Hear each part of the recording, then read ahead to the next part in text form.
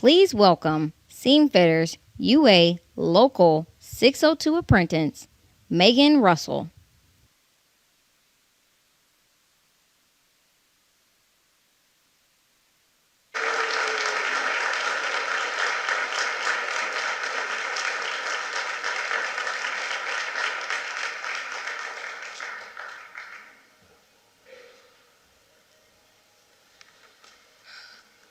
Hello, my name is Megan Russell.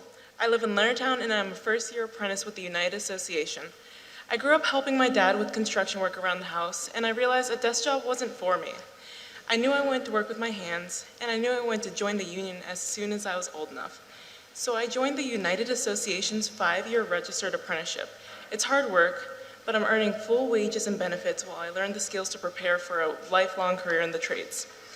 I'm just beginning my career, but I'm already earning money for my future. I'm saving to one day provide for my family, to be able to retire with the dignity I've earned. At the United Association, we represent more than 362,000 members, and our work matters. Replacing lead pipes, installing efficient heating and air conditioning, installing fire protection systems, and much more. We're building the future of American infrastructure, but we cannot do it alone. Luckily, we have President Biden. He gets us.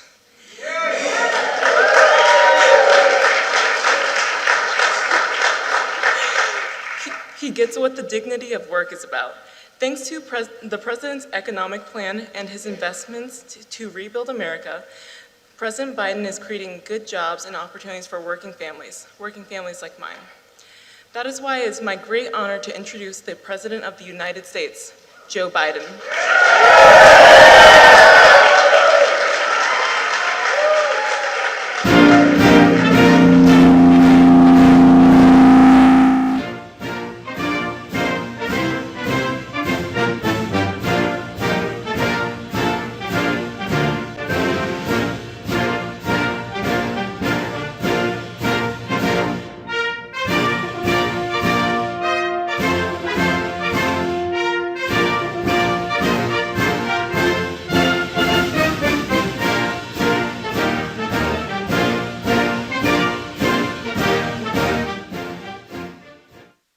This working? Yeah, it's working. How are you all doing? Please take a seat if you have one. I said that thank you very much. I said that when I was seeking the nomination. I said, take a seat, everybody. And there wasn't a single chair in the place. I said, that Biden really is stupid. He doesn't know it. Where's Doug? Congressman. He's around here somewhere. Oh, there you are. Doug, thanks for the passport into town. Doug and I have something in common. We both married way above our station. Way above our station. I want to thank you all very much. Look, good afternoon to the Steam Fitters Local 602. And President McManus, Mark, thank you. You've been a great friend for a long time. I appreciate it. And Megan, thank you for the introduction. I just got a chance to talk to Megan's mom. I think I embarrassed her. I said, call your mom. And so we just talked to her mom. And her mom, I told her, as they say in Southern Delaware, she'd done a good job on this one. Thank you very much, Megan, for that introduction. You're learning what so many others have found, that a career in the trades means a lot of stability, but also challenging work and a chance to be part of a strong community. You know, Congressman Beyer, you've been doing a great job for this district, and you're one of the best in the country. You really are.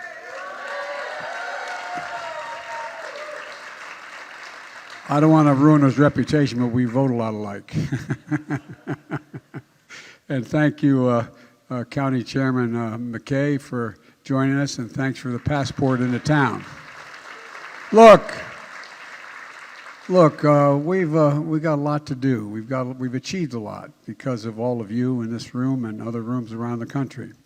And but I'd like to look ahead at what's to come, what we're going to be doing.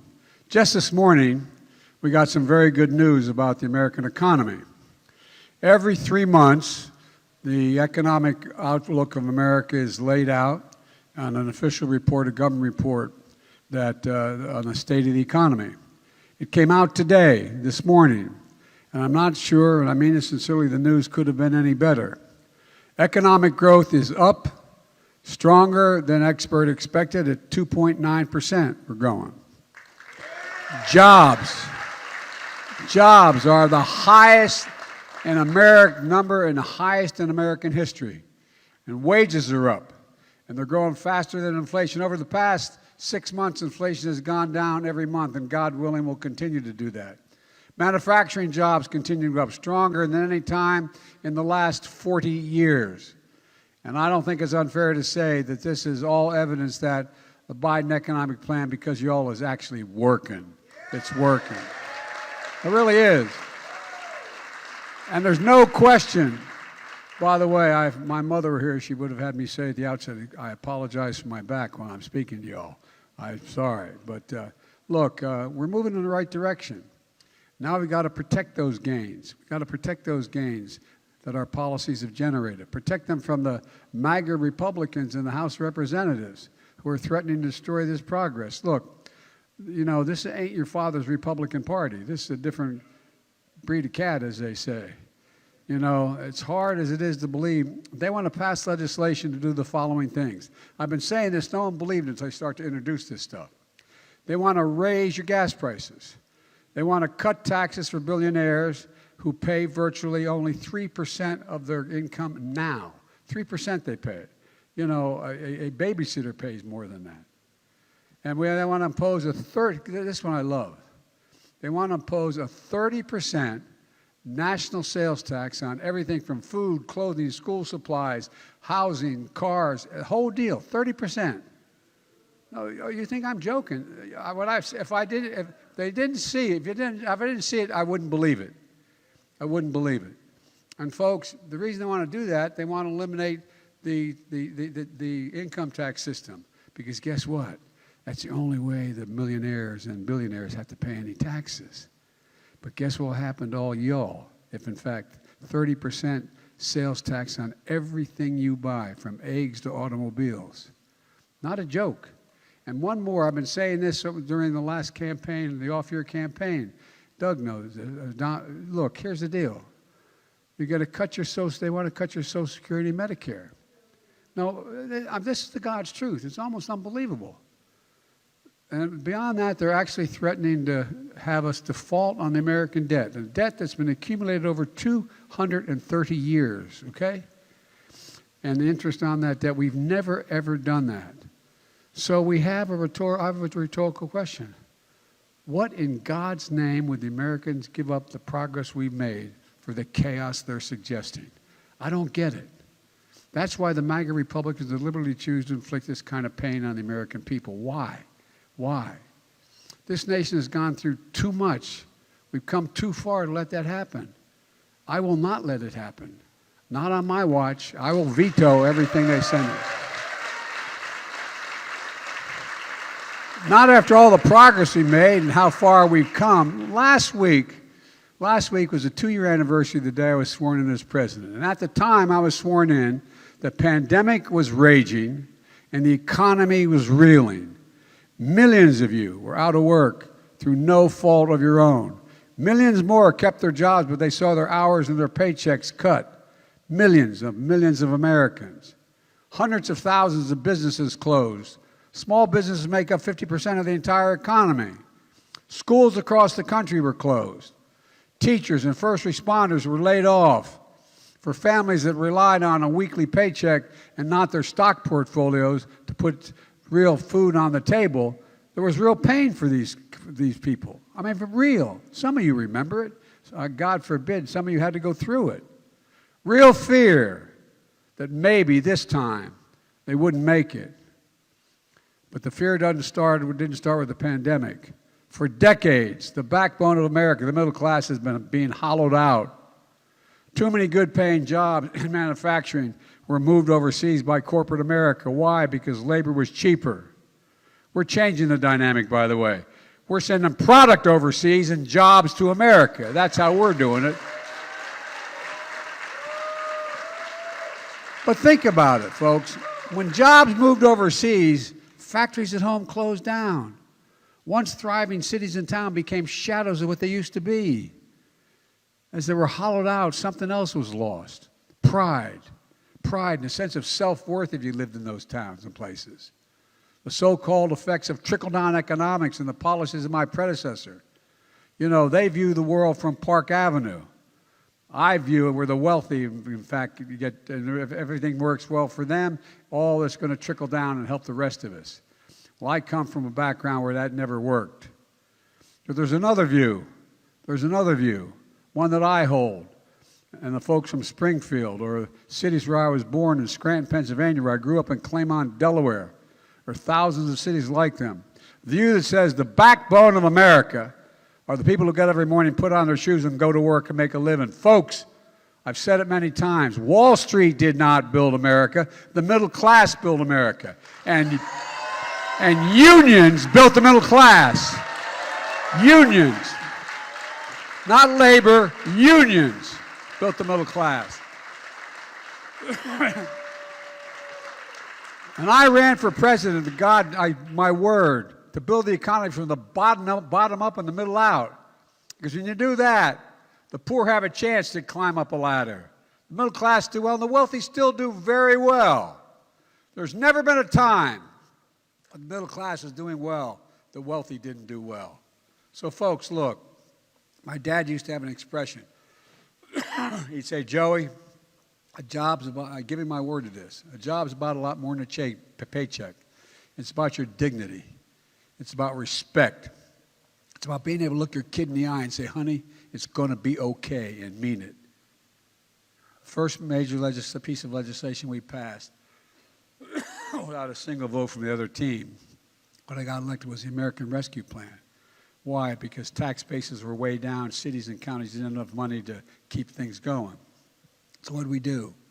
We gave states and local governments the money they needed to keep cops on the beat, firefighters in the fire hall, first responders on the job, teachers in the classroom, nurses in the clinics and hospitals. Literally, they would have to have fired tens of thousands had we not provided the means for that.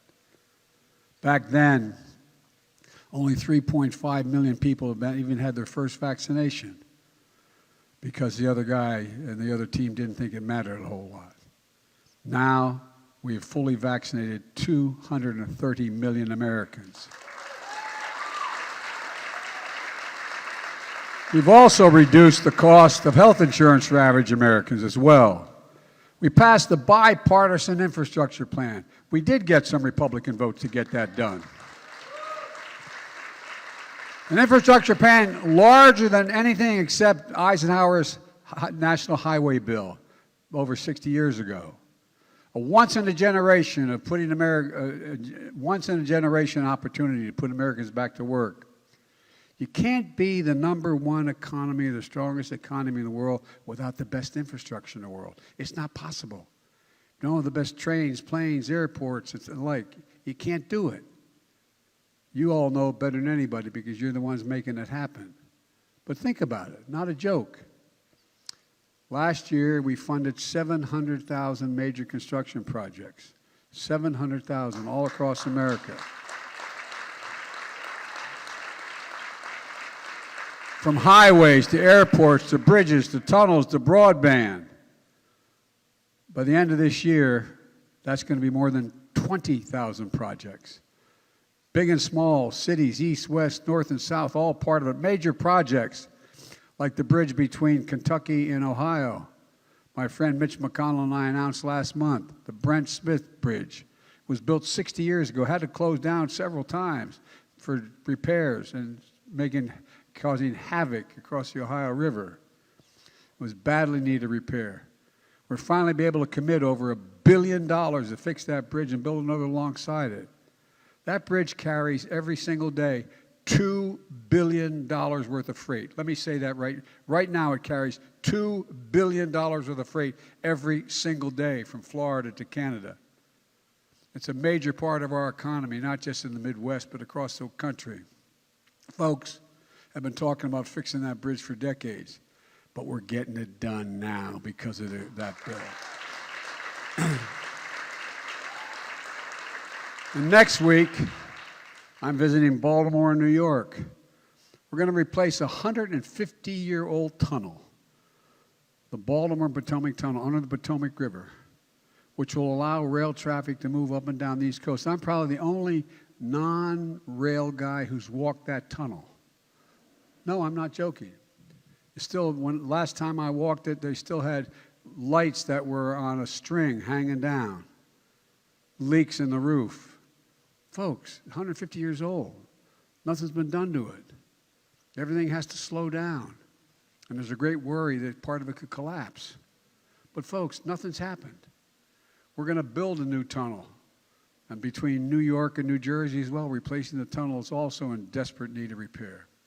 This is going to cut commute times, improve safety, make travel more reliable for 200,000 people making trips through that tunnel every single solitary day. And that's not all. You all are doing it already. We're going to replace the poisonous lead pipes like you read about so much and what you're doing.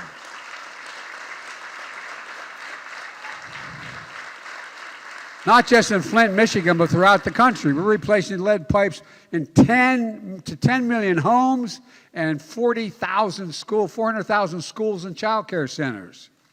So every child in America can turn on a faucet at home and drink clean water without fear of damage to their brain or something else happening to them. Think about that. For God's sake, this is the United States of America. We're making sure that every community, urban and rural, has access to affordable high-speed internet. No parent. Think during the pandemic when schools were closed. You'd ride by a McDonald's, all kinds of cars in the parking lot. They weren't buying McDonald's. Not a joke. They were going into their internet connection so they could do the homework with their kids. Every farmer in America has the ability to know, should have the ability to know when it's profitable to sell their crop, their cattle, they're on the market. Only way you know that is through the internet. It's a big deal. We can't have people afford to go without internet, affordable internet. Investing in infrastructure is about creating tens of thousands of new jobs that everyone can access, regardless of whether you have a college degree or not. No one knows that better than the people sitting in front of me and the people behind me here. You're the reason, by the way, if all of a sudden all the investment bankers stopped working, nothing. You all quit, America comes to a standstill. Not a joke, think about it. Think about it. Think about it. Imagine if the IBW decided to go on strike. Not a joke, what happens? You're not only important, you're the backbone of this country. You're no, I'm not trying to be nice. And by the way, in case you're wondering, I've been saying this for the last 400 years I've been in office. And so, folks, look, it's about investing in America and reinvesting in places that have been forgotten. Seeing communities all over America, not just in the coast, but all over America reborn. When we do that, not only will we increase safety and security, we'll create thousands upon thousands of good-paying jobs. We'll be able to bring pride back to those communities that were once so proud. So how many times how many people do you know of relatives around the country where their kids go to a decent school, they graduate from high school, and they go up, Mom, I got to move. There's no jobs here. There's not any exaggeration at all. There's no jobs here, Mom, I got to move. From the towns and cities that don't have to talk to their parents about this anymore, about having to leave home so they can get a decent job. Then in a bipartisan way, we actually passed the CHIPS and Science Act that I pushed. Just to make sure that America leads, not participates, leads the world in innovation and research and development, especially in the manufacturing of semiconductors. You all know these are small computer chips, smaller than the tip of my little finger, that power virtually everything in our lives, from cell phones to automobiles to artificial intelligence. Folks, look, a lot of people don't remember or don't even know the United States of America invented these chips. We invented them. The first in the world, we invented them. It was American innovation that made them smaller, faster, and more powerful. Over 30 years ago, we in fact manufactured 30% of the global chip production, worth tens of billions of dollars. But today, we produce only 10%. 10%. Instead of the supply chain for these chips starting in the United States, it starts in countries we couldn't rely on. Look what happened during the pandemic. When overseas factories that make these chips shut down, automakers literally shut down the production lines. Fewer cars were made.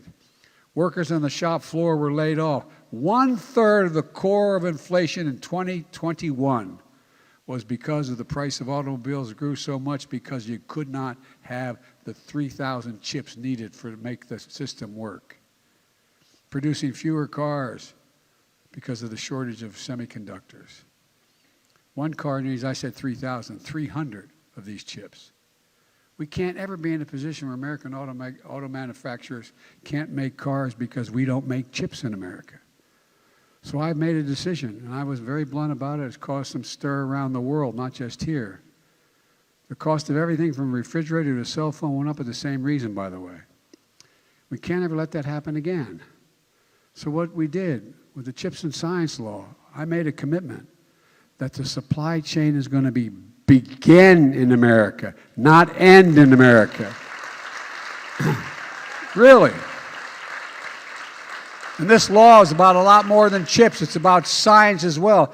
Decades ago, the United States of America invested 2% of its GDP in research and development. 2% of the billions of dollars of the GDP we invested in research and development. You know what we do today? Less than 0.7%. We used to rank #1 in the world in research and development. We have the best universities, the best minds in the world. We stop investing in ourselves. Guess what? We now rank 9 in the world from #1. China, a decade ago, was #8 in the world. Now it's #2 in the world. And countries are closing on us fast. The Chips and Science Act, I finally convinced our friends to let them know they'll allow us to reclaim our leadership in the world. Companies from home and abroad around the world have announced more than $300 billion in investments in American manufacturing that includes computer chips, manufacturing, science. Look, you know, I asked one of the major investors in the United States of America, happened to be a Korean country, a South Korean company. They're investing billions of dollars. I said, why the United States? To the CEO when I was in Korea. He said, because you're the single best workers in the world and you're the most reliable nation in the world. I swear to God.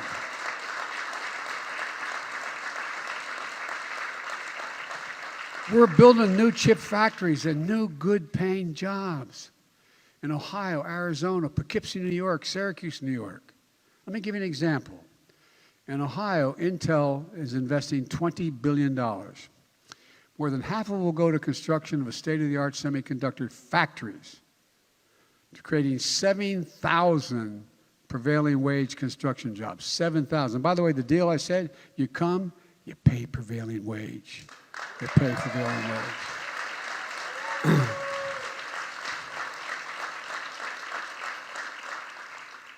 And of the 10,000 jobs in that field of dreams of 1,000 acres, west of Columbus, 3,000 permanent jobs operating in these factories. By the way, these factories are multiple size of football fields. I mean, they're multiples of the football fields, each of them.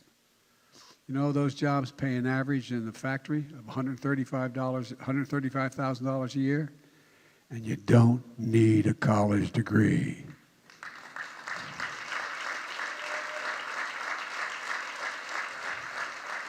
We didn't stop there. We then passed the Inflation Reduction Act.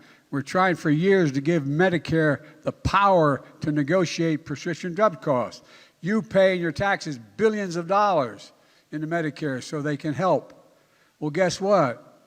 We pay the highest prescription drug prices of any country in the world. Let me say it again. The highest of any country in the world, because other countries don't allow that to happen.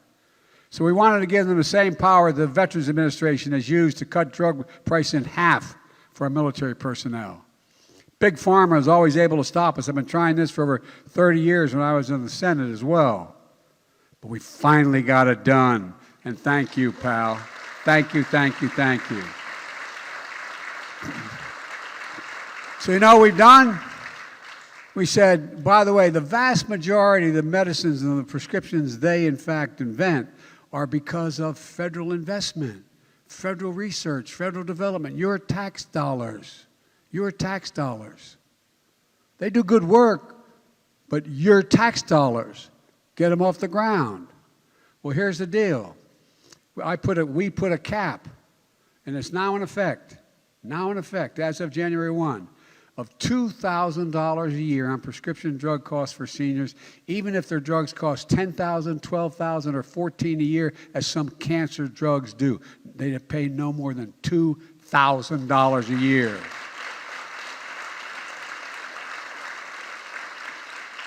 And in addition, we put a $35 a month cap on insulin for millions of seniors on Medicare instead of a minimum of $400 a month. I mean, think about it. It was here in this county early on that I was doing a town meeting, and a young woman, a mom, stood up and said, you know, I have 2 daughters and type 2 diabetes. Maybe you were here, you were shaking your head, but maybe I have 2 daughters. How many of you know, you don't have to say whether you do, how many of you know someone close to you that has type 1 or 2 diabetes and needs insulin? Look around, press. Well, guess what? They're paying between $400 and $1,000 a month. You know how much it costs to make that drug? Make it and package it. $12. TWELVE dollars. And you know what? The guy who invented it didn't even patent it because he wanted it available for everybody. But now, look what they're charging. And they're making billions of bucks doing it. Millions of people are going to benefit. Here's what we got to do this year, Congressman. I initially introduced a bill that said nobody has to pay more than $35. But they knocked out everybody except on Medicare. So all those, that mom talking about her 2 daughters when I was here last time, she's still paying $400 to $800 a year, a month. And if you don't have really expensive insurance, how do you do that? Talk about being deprived of your pride. Look at your child. Your child, you know, needs it, and you can't afford to do what you know they need to be sure they can continue to live. It's wrong. It's wrong. So we got to get it done for everybody this year, for everybody.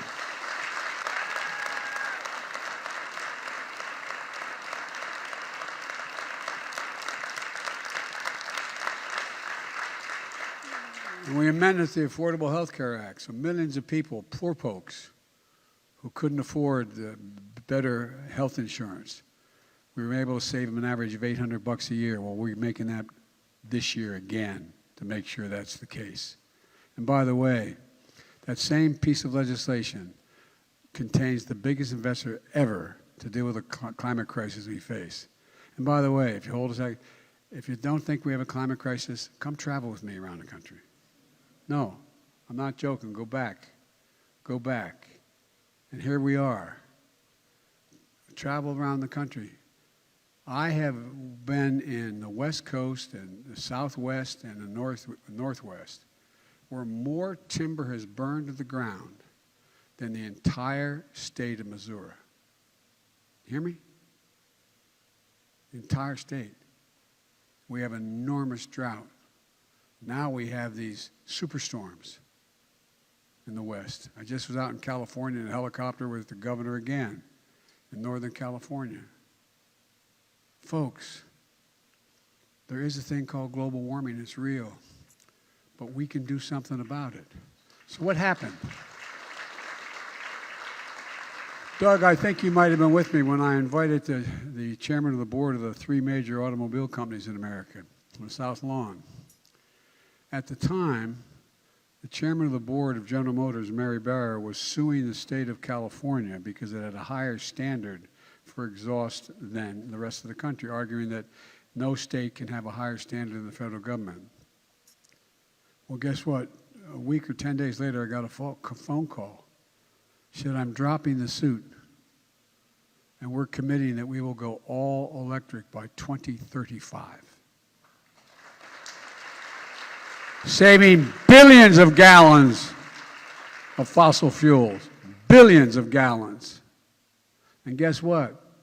The bill we passed, you know, we're in a situation where we're going to be able to save an awful lot of money. An awful lot of money. And by the way, families are going to save more than $1,000 a year in tax credits for these vehicles when they purchase one, and energy-efficient appliances like refrigerators and washing machines. And we're paying for all of this, and finally making sure the biggest corporations just begin to pay a little bit. The days are over when corporations are paid zero in federal taxes. In 2021, 55 of the largest corporations in the Fortune 500 made $40 billion. You know how much they paid in taxes? Zero. Zero. Zero. So we passed a law saying they have to pay a minimum of 15%. My God, isn't that awful? Anybody in here that has a full-time job pay less than 15% of your income on taxes? I don't think so. These big laws, we put them all in action because we paid for them. That's one of my primary objectives this year, to implement what we passed. Folks were based on a promise, and they really began to doubt government's ability to keep a commitment. All last year I talked about how beginning January 1, you're going to have to pay more than $35 for your insulin. Now I'm getting thousands of letters going, God, it happened. It happened. It didn't kick in until 2023. And look, I'm taking too much of your time, I apologize, but here's the deal. You've heard, you know about the President's Cabinet, Secretary of State, Defense, all those things. Well, today, literally today, I'm creating an Investment in America cabinet. I'm taking all those cabinet members, secretaries, Commerce, Labor, Transportation, Treasury, Energy, Health and Human Services, and Environmental Protection Agency, and putting them in a sub-cabinet. Their fundamental job, plus I'm taking my two senior advisors carrying out the bipartisan infrastructure law and the Inflation Reduction Act. We're going to bring them together in an element of the federal government and invest wisely, and they're going to come up with a plan how we implement all that we've done. It's one thing to have passed it all. Now we have to make sure we're ever on it every single day, not a joke. Implementing it so people can see what we've delivered, give it to them directly. And in the process, I promise you what's going to happen. It's going to attract billions of dollars more in private investment and get the possible best results for American workers and families. Folks, too many people been left behind in the past. And too many people, like my dad, too many people were treated like they're invisible. Isn't it kind of interesting why all of a sudden, it hadn't been with my case, but all of a sudden, blue-collar workers, all the guys I grew up with in Claymont and Scranton, they're voting Republican? Not a joke. What's happened? I think a lot of it because they don't think we care. We're not paying attention. It's a little bit like what happened when I ran the first time as a 29-year-old kid for the Senate in 1972 and got elected. We had what I call limousine liberals. A lot of people wanted to do an awful lot, but they just forgot about my neighborhood. They forgot about the neighborhood I grew up in. We weren't poor, but we lived in a housing development in suburbia. I think it was 42 homes, split-level homes, 3 and 4 bedrooms. We had a 3-bedroom split-level home. In the process, we had 4 kids and a grandpa or an aunt living with us all the time. I look back and I wonder how the hell my parents did it, but we thought it was good. The walls were very thin. But remember, and my dad was a hard-working guy. He'd come home for dinner every night and go back to work. Not a joke. Like millions we weren't poor. My dad were around today with 4 kids, he'd probably be making somewhere, I guess his salary, based on what it was then, would probably be like $85,000 a year.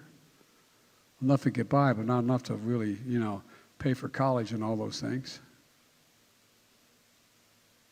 And they remember in my old neighborhoods why the jobs went away.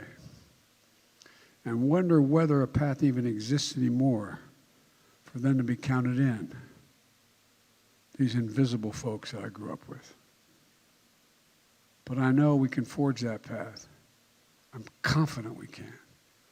By building an economy where nobody's left behind. And I mean it, nobody's left behind. Nobody left behind. Let's look at the results in just the 2 years we've been in office. Unemployment is the lowest it's been in 50 years, number one.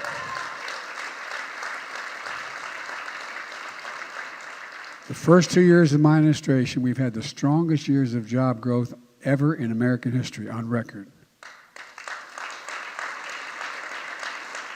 We created nearly 11 million jobs, including 750,000 manufacturing jobs.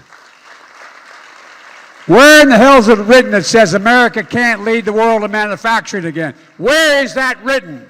I don't know where it's written. And it's not going to be on my watch. Ladies and gentlemen, I'm getting criticized internationally for my focusing too much in America. The hell with that. This is real serious. The supply chain is going to start here. Those nations that are democracies, they'll be able to benefit from what we're doing, and we'll make sure they have that supply chain done end with us. The unemployment rate is near record lows for black and Hispanic workers, and the lowest ever recorded for people with disabilities, the lowest ever in history. And over the last 2 years, more than 10 million people have applied to start a small business. That's more than any 2 years in all of recorded American history. And every time someone starts a small business, it's an act of hope. It's an act of hope. That's what we're seeing in these record numbers that we're breaking now. Hope. Hope. We're also seeing American families breathe a little easier again. More American families have health insurance today than any time in American history. Fewer families are facing foreclosure or evictions than before the pandemic. And inflation has fallen every month for the last 6 months, while take-home pay for workers has gone up. We got more work to do. I'm not saying it's over.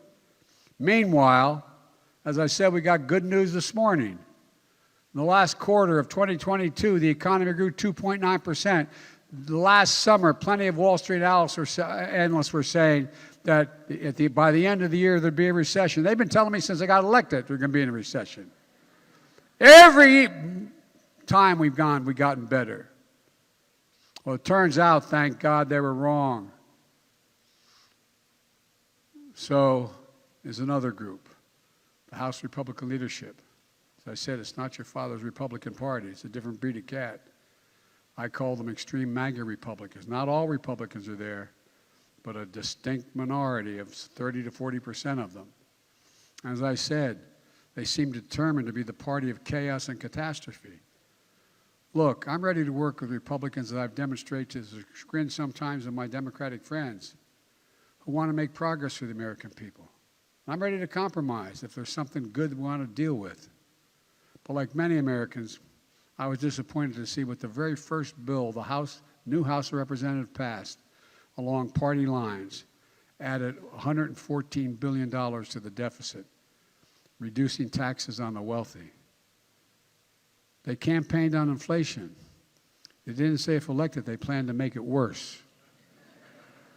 MAGA Republican introduced another bill. It's hard to believe. Check it out. As I used to say early on, Google it. Blocking action to help lower gas prices, to help consumers. And now these MAGA Republicans have to introduce another bill. It's going to eliminate the IRS, going to eliminate it completely. The only guys who can go in and look at the complicated tax returns that people have, and replace the IRS, which would be nice, no taxes, right? Except with a $30 12% national sales tax on everything from if you buy a home to a car to eggs. Who do you think pays for that? Who do you think is going to get ripped off? That's right. They want to raise taxes on working and middle-class people in America by passing a national sales tax, taxing every item from groceries, gasoline, clothing, supplies, medicine, even big-ticket items like rent and cars. 30% sales tax on all of those issues, all those pieces. Do you think, and by the way, I thought I heard today, Don, that the Speaker of the House says he's not sure he's for it now. Bless me, Father, for he has sinned. I tell you, I mean, there is redemption. The Republican Speaker says he's not so sure he's for it. Look, do they think this is going to help with inflation? In the process, cutting taxes on the wealthiest? You got to be kidding me. What in God's name is this all about? Look, that's how they're starting this new term. Cutting taxes on billionaires, raising taxes on middle-class families, and making inflation worse, for real. And let me be clear. If any of these bills somehow got past the House and the Senate, I will veto them.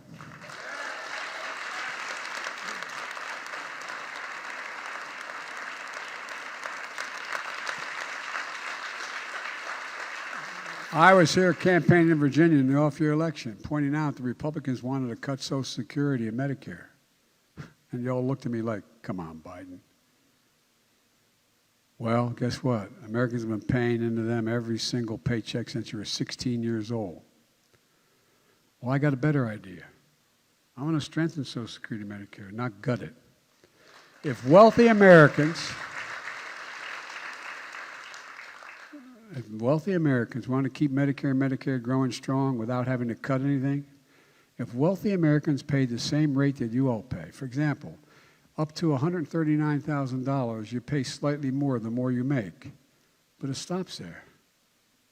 And so if you're making $1 billion, you pay the same amount you're paying if you made $139,000. I think it's $139,000.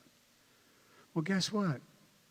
Keep the same percentage or something like it. Make sure that nobody making more than, and I've said this and I've kept the commitment. As long as I'm president, no one making less than $400,000 will have a single penny of their taxes raised, period. I don't know many people making $400,000.